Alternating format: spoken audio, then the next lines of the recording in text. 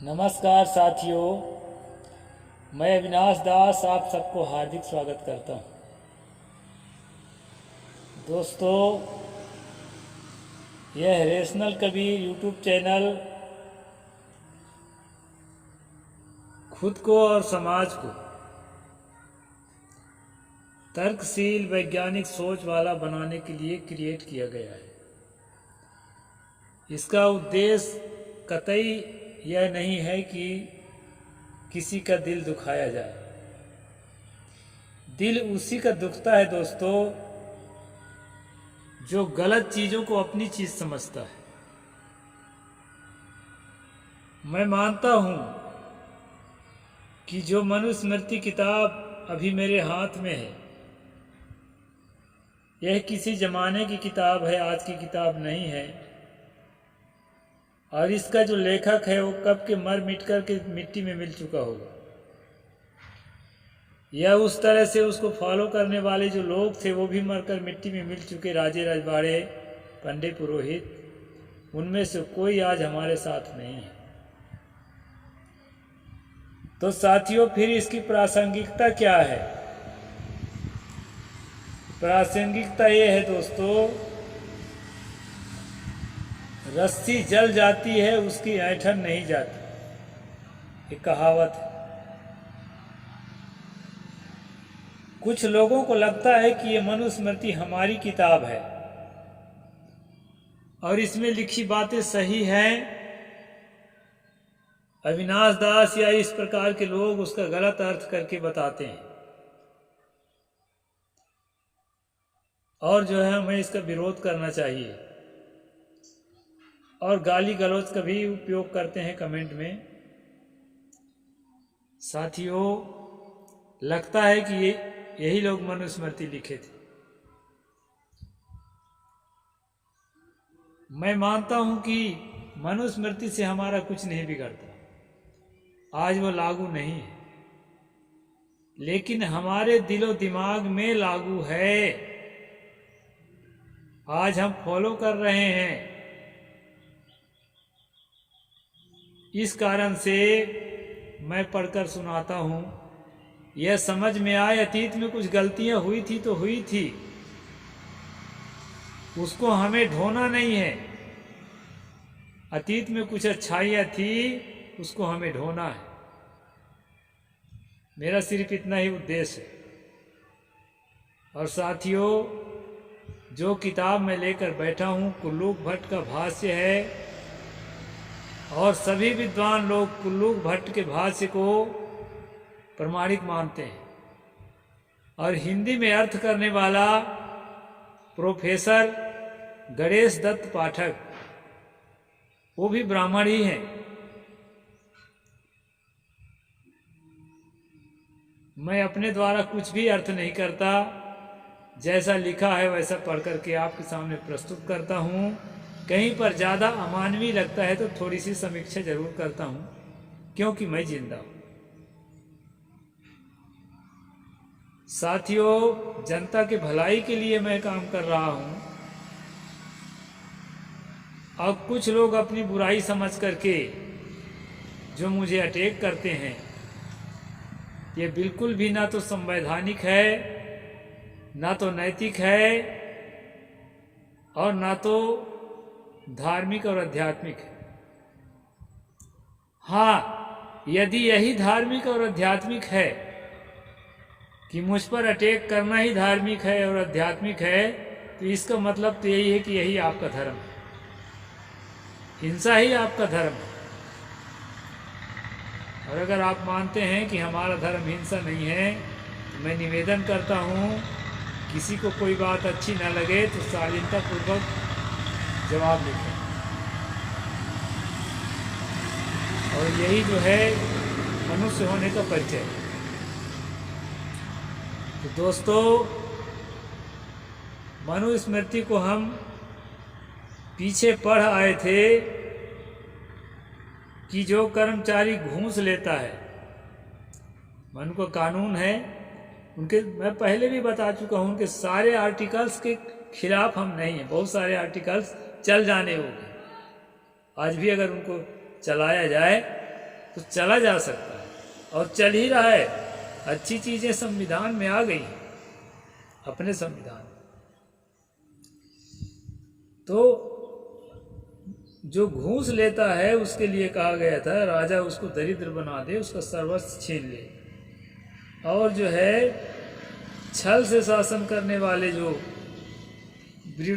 Bureaucrats होते हैं, अधिकारी कर्मचारी होते हैं, और प्रजा को बिगाड़ने वाले होते हैं, जन भावना भड़काने वाले, जैसे अभी भाजपा के लोग, कांग्रेस के लोग और तमाम धार्मिक पार्टियों के लोग आपस में लड़ते हैं कि तुमने जनता को भड़काया, दंगा भड़काया। ज़्यादातर भाजपा वाले तो भड़काते ही हैं, कटोगे तो बटोगे, और क्या क्या कह के एक है तो सेफ है, ध्रुवीकरण करने के चक्कर में। तो साथियों, धार्मिक नफरत, जातीय नफरत और लिंग भेद से नफरत, ये सभी नफरतों को समाज से हमको मिटाना है। अब इसके लिए नफरती किताबों का पोल खोलना है। इसमें कहा है प्रजा को बिगाड़ने वालों को सजा देने की बात कही है, अच्छी बात है। जो प्रजा को भड़काए उसको सजा देना चाहिए। स्त्री, बालक और ब्राह्मण को मारने वाले को, स्त्री को मारने वाला, ब्राह्मण को मारने वाला, फिर कहा कि ब्राह्मण को मारने वाला। मैं तो कहता हूँ केवल ब्राह्मण ही नहीं, किसी भी आदमी को मारने वाला, किसी भी निर्देश को मारने वाला, निर्दोष को मारने वाला, वो सजा का पात्र होना चाहिए। केवल ब्राह्मण को ही दर्द होता है कि उसको मारे तो उसको सजा दें, अन्य लोगों को चाहे जितना पीटो। वो रामायण रामचरितमानस में लिखा है ना, ढोल गंवार शूद्र पशु नारी, ये सब ताड़न के अधिकारी, ये पीटने के लिए बने हैं, ढोल बजाने के लिए बना है, शूद्र नारी पीटने के लिए बना है। तो इनको कोई दर्द नहीं होता, इनको चाहे जितना पीटो। ये जो मानसिकता, गंदी मानसिकता है, ये मानसिकता यह मानती है कि ब्राह्मणों को मारने में पाप है। यानी ब्राह्मण को अपना दर्द समझ में आ रहा है कि हमको मारने में दर्द होता है, इसलिए मारना नहीं चाहिए। लेकिन हम अगर दूसरे को मारें, सापत ताड़त पर उसका हंता, तब उसको दर्द नहीं होता है। इसी के हम खिलाफ हैं दोस्तों। और बाकी कहें कि हम मनु के खिलाफ हैं कि ब्राह्मण के खिलाफ हैं, ऐसा कुछ नहीं। तो ये तो मैं कल की बात बता दिया संक्षेप में। कल इस पर, परसों इस पर स्ट्रीम किया था। जो ना देखे हों तो पिछला स्ट्रीम जरूर देखें। आगे चलते हैं दोस्तों। आगे और क्या कहा गया है? तीरितम चानुशिष्टम चा यत्र क्वचन यद भवेत कृतम तद्धर्मतो विद्यान तद्भयो निवर्तयेत।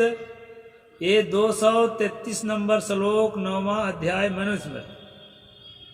जहाँ कहीं भी ऋण आदि व्यवहार में तथा दंड विधान में धर्मशास्त्र द्वारा जो निर्णय कहा गया है उसे मान लेना चाहिए, फिर उसको बदलना नहीं चाहिए। ये श्लोक का कहना है दोस्तों, जो शास्त्र में लिखा है, स्मृतियों में लिखा है, श्रुतियों में लिखा है, महाकाव्यों में, पुराणों में लिखा है, उन बातों को हमें मानना पड़ेगा। यानी जो कानून ऋण के संबंधी हो या व्यवहारिक संबंध में हो, जो नियम लिखा है उसको हमें मानना पड़ेगा। उसे बदलना नहीं है, अमेंडमेंट नहीं करना है। जैसे भी वर्तमान हमारे संविधान में 107 अमेंडमेंट हो चुके हैं, शायद अब और 1-2 हो जाएं संशोधन।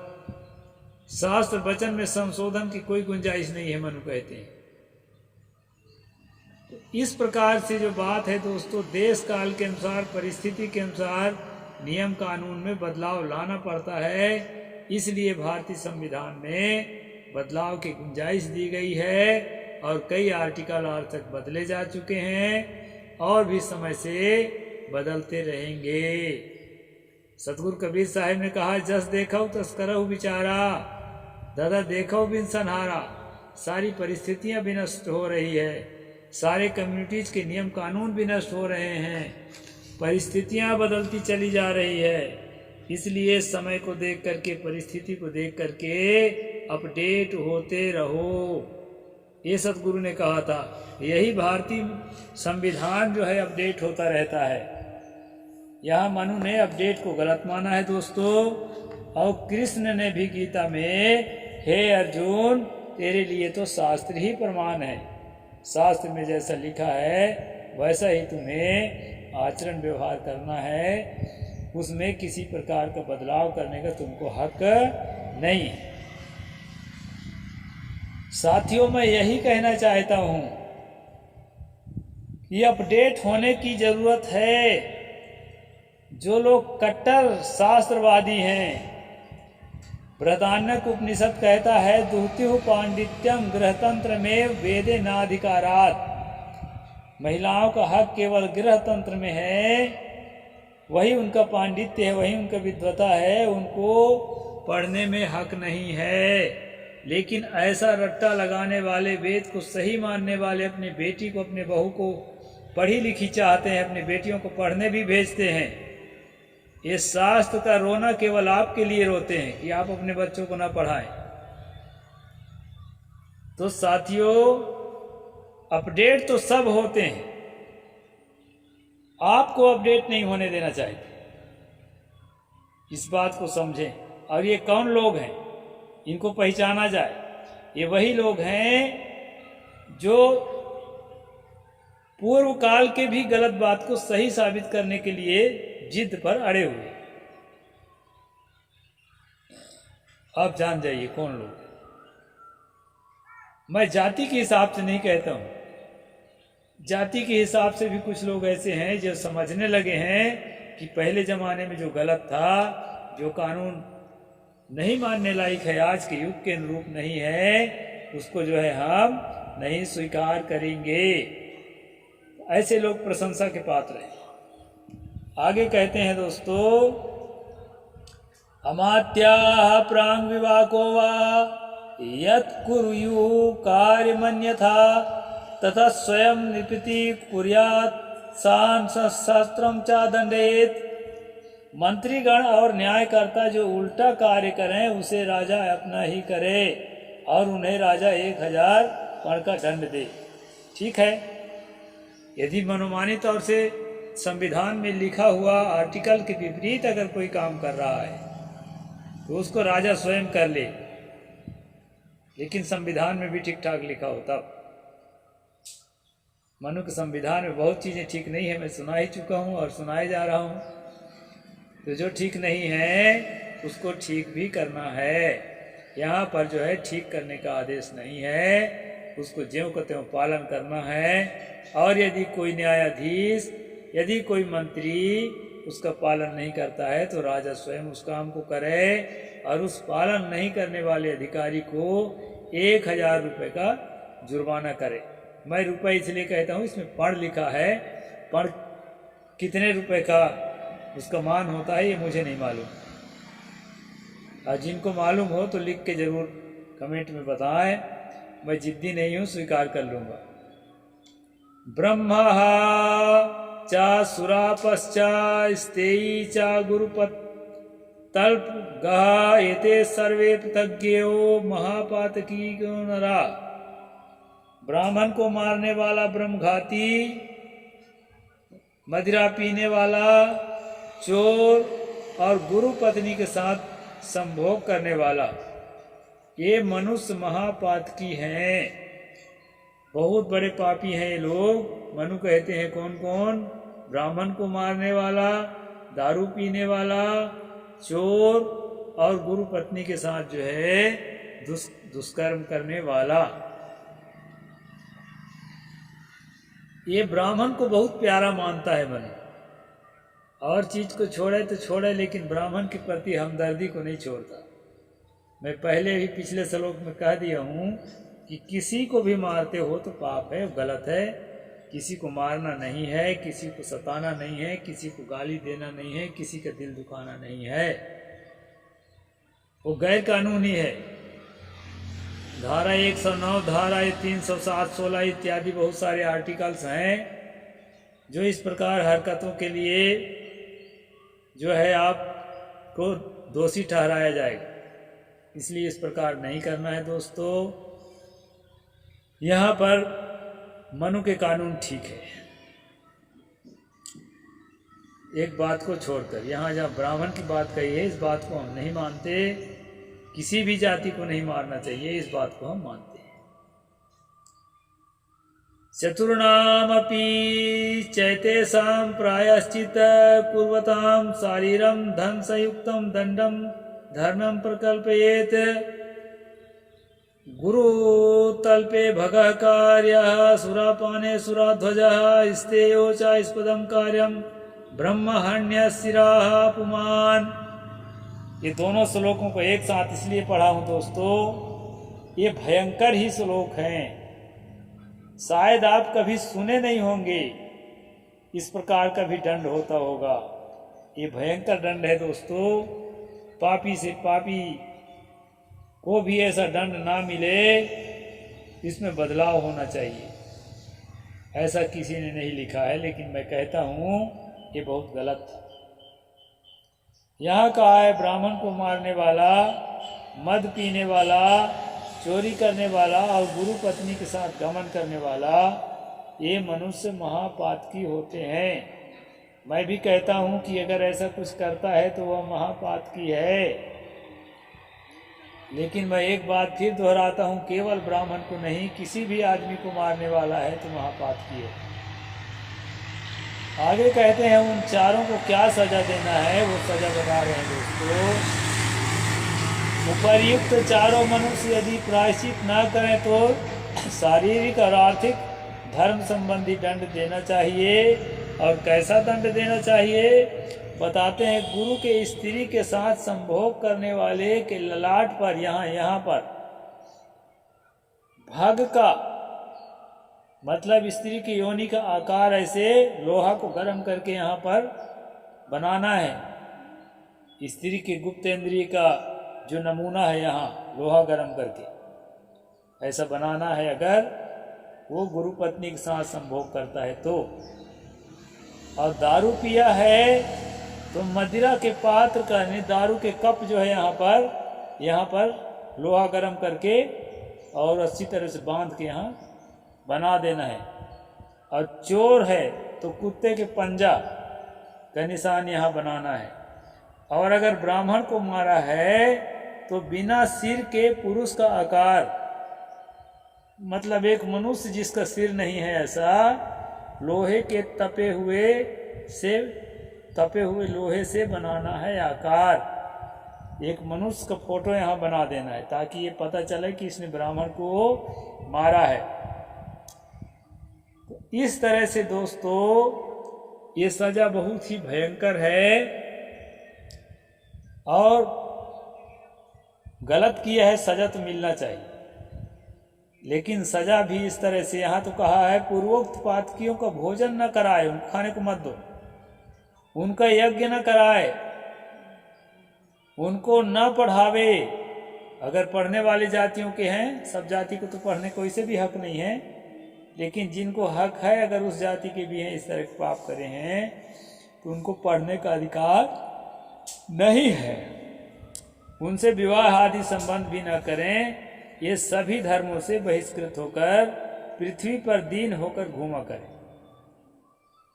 दीन बनकर के भिक्षा मांगते घूमे। और पूर्वोक्त चिन्हों से चिन्हित पापियों को, भाई बंधु और संबंधियों को त्याग देना चाहिए। इनके ऊपर दया ना करें और इनको नमस्कार न करें, ऐसा मनु जी की आज्ञा है। अब यहाँ एक बात और पोल खोलता हूँ दोस्तों। यहाँ जो लिखा है ऐसा मनु जी की आज्ञा है, मनु को यहाँ अन्य पुरुष के रूप में रखा गया है, इसलिए यह तय होता है, यह सिद्ध होता है कि ये वाणी मनु का लिखा हुआ नहीं है, मनु नाम का किसी व्यक्ति का लिखा हुआ नहीं है। मनु पर श्रद्धा रखने वाला कोई तीसरा व्यक्ति लिखा है। क्योंकि ऐसा मेरी आज्ञा है नहीं कह रहा है, या ऐसी धर्म की आज्ञा है, या ऐसा होना चाहिए नहीं कह रहे हैं, बल्कि इसे कह नाम लेकर कह रहे हैं ऐसा मनु की आज्ञा है। कोई आदमी अपने लिए इस तरह से नहीं लिखता, कोई विद्वान आज भी नहीं लिखता। इस तरह से दोस्तों ये जो है सभी वर्णों के पूर्वोक्त अपराधी यदि शास्त्रोक्त प्रायश्चित कर चुके हैं तो राजा उनके ललाट पर चिन्ह न करावे, किंतु उन्हें उत्तम साहस का दंड दे। ये उत्तम साहस कोई दंड होता था, वो दंड देना है कब? यदि वो प्रायश्चित करा चुके हैं। उसके प्रायश्चित का नियम कहीं पर होगा तो फिर मैं बताऊंगा, अभी नहीं मिला है, या दूसरी किताब में होगा। तो अगर प्रायश्चित करा लिए हैं, कोई यज्ञ हवन कोई होता होगा उनका, तब तो कोई बात नहीं कराए हैं तो यहाँ ललाट पे जो है चिन्ह बनाने का गरम लोहा से दंड दिया जाए। ये यहाँ पर पूर्वोक्त दोषों के अपराधी यदि ब्राह्मण हो तो उसे उत्तम साहस दंड करें, अथवा उसे वस्त्र अन्न आदि देकर राज से निकाल देवें।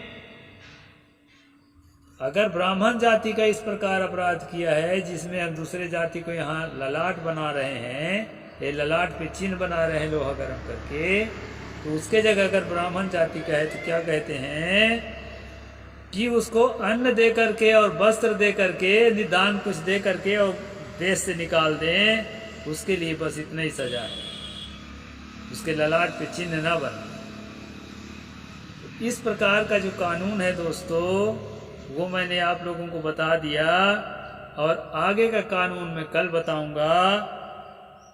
21 मिनट 30 सेकंड करीब हो चुके हैं, तो आज का वीडियो मैं यहीं पर पूरा करता हूँ। साहिब बंदगी, जय जोहार, जय भीम, जय भारत, जय संविधान।